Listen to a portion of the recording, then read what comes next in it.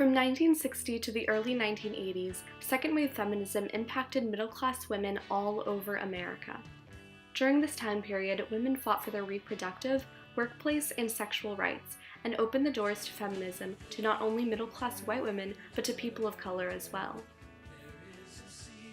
The leaders of this movement were Betty Friedan and Gloria Steinem, two equal rights activists who were passionate about bringing feminism to the average housewife.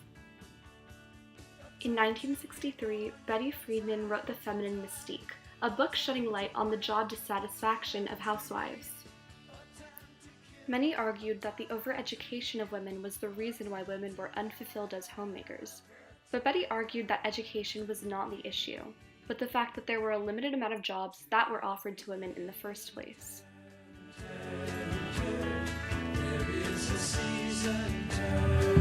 Well, the feminine mystique, it defines woman solely in terms of her sexual relation to man, as man's sex object, as wife, mother, homemaker, and never in human terms as an individual person, as a human being herself. The jobs offered to women in the 60s were limited to being a secretary, telephone operator, or a stay-at-home mom. Gloria Steinem also wanted to reach stay-at-home moms and thoroughly educate the homemaker on the injustices they were too afraid to bring attention to. So she created Miss Magazine with Patricia Carbine, a popular news editorial for women during the 1970s. Its purpose was to spread the feminist way of thinking in a way that all women could indulge in. Their first issue of Miss Magazine sold 300,000 copies in 8 days and gained 36,000 subscriptions. There is no argument that Miss Magazine largely impacted the spread of feminism. Oh, she must be very aggressive and pushy. You know, they have these whole preconceived ideas of girl who gets to where Gloria is in life, what one has to do. Many nonprofit organizations also contributed to the advancement of women's rights during the second wave of feminism.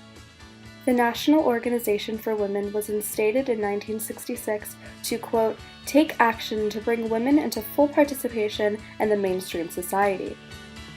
The organization used tactics such as demonstrations, lobbying, and legal action to bring new laws and bills to life. Another large organization that was created during this time is the National Women's Political Caucus. In 1971, the NWPC focused on many important women's issues, such as abortion, childcare, and affirmative action. Other than this, NWPC made it a point to convince political parties to vote women into office. This organization put emphasis on involving women of color into electoral politics, and they did so successfully. The National Women's Petition Caucus were a defining part of our political system.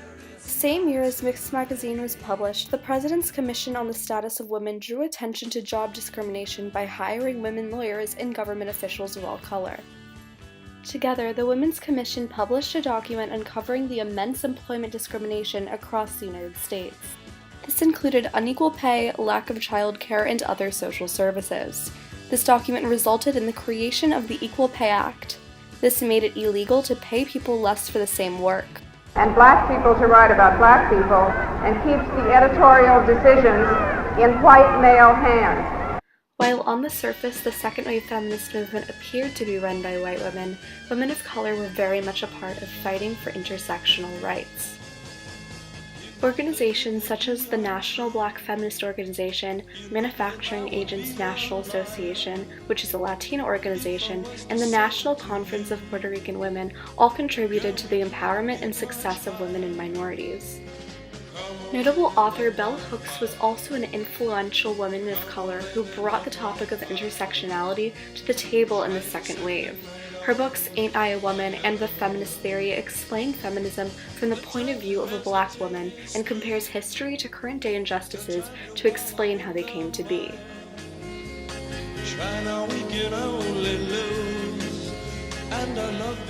During the 1960s, many women also became zealous activists for abortion and anti-sterilization rights. Even with a great following of women who were pro-choice, many men and women believed abortion was immoral and took to the streets to protest their views as well. While white women began to bring awareness to abortion, women of color fought for their right to have children. In many cases, women of color would be put under for a simple procedure, and when they wake up, they find out that they have been sterilized. For many women, their way of protesting the government was performing abortion services directly to those who needed them. During 1969, the Chicago Women's Liberation Union, under the pseudonym Jane, were the leading organization for referring women to doctors that were offering abortions. 11,000 illegal abortions were done by these doctors under safe conditions with proper equipment. When a young girl, Sarah Weddington, began to research abortion safety and speak to women at Jane, she started the process of collecting data and creating contentions to fight for the right of a safe legal abortion in court. This led to the iconic court case Roe v. Wade. At only 26, Sarah represented Jane Roe in this Supreme Court case that changed the lives of women across the United States forever. While abortion was legal, preventative measures for rape were taken as well by organizations around the U.S. In 1972, the first rape crisis hotline was established in Washington, D.C. This first step to reach out to rape victims was followed by an emergence of rape crisis centers across the country.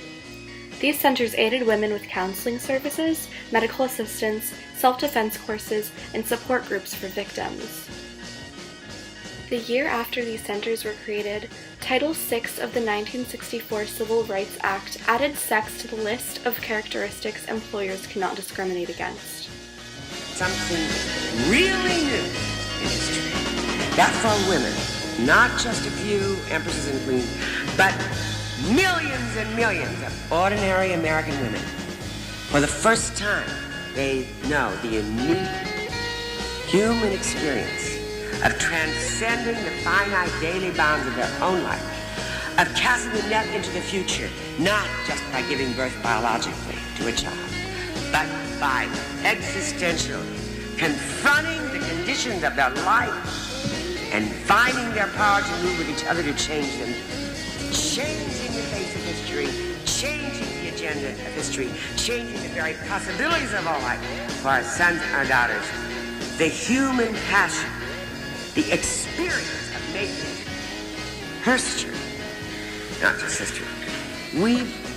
That is the reward for those of us who've done it.